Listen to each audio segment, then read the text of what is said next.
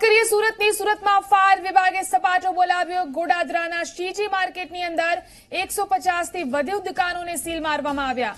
2 મહિના અગાઉ ફાયર સેફટીને લઈને અહીં નોટિસ આપવામાં આવી હતી।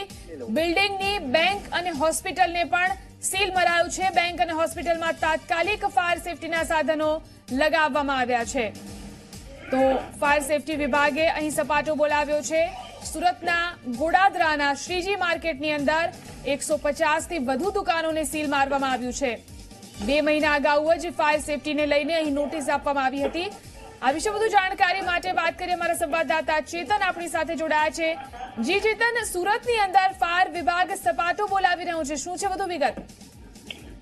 જી, ખાસ કરીને જે ઘટના છે તે સુરતના ગોડાદરા વિસ્તારની છે, જ્યાં જે કોમ્પ્લેક્સ છે તેને 2 મહિના અગાઉ જ નોટિસ આપવામાં આવી હતી કે જે ફાયરના જે સાધનો છે તે ફાયરના સાધનો મૂકવામાં આવે છે કે છેલ્લા 2 મહિનાથી નોટિસ આપવા છતાં જે તંત્ર છે, જે બિલ્ડિંગના જે માલિક છે તેમના દ્વારા કોઈ પણ પ્રકારની ફાયર સેફટીના સાધનો લગાડવામાં આવ્યા ન હતા, જેને કારણે આજે વહેલી સવારે જ ફાયર વિભાગની ટીમ આજે શ્રીજી આર્કેડ છે, શ્રીજી આર્કેડમાં પહોંચી હતી અને 150 થી વધુ જે દુકાનો છે તે દુકાનો સીલ મારી દેવામાં આવી હતી। આ જે બિલ્ડિંગ છે તેમાં બેંક આવી હતી, જો કે આ બંને જે સંસ્થા છે તેને તાળું મારવામાં આવ્યું નથી। તેમને તાત્કાલિક ધોરણે અહીં ફાયર સેફટીના સાધનો મૂકવા માટે તાકીદ કરવામાં આવી છે।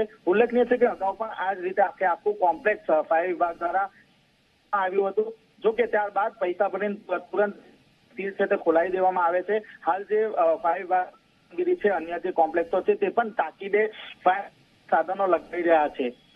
જી આભાર સમગ્ર જાણકારી આપવા માટે। તો ફાયર વિભાગે અહીં સપાટો બોલાવ્યો છે। 150 થી વધુ દુકાનોને અહીં સીલ મારવામાં આવ્યું છે।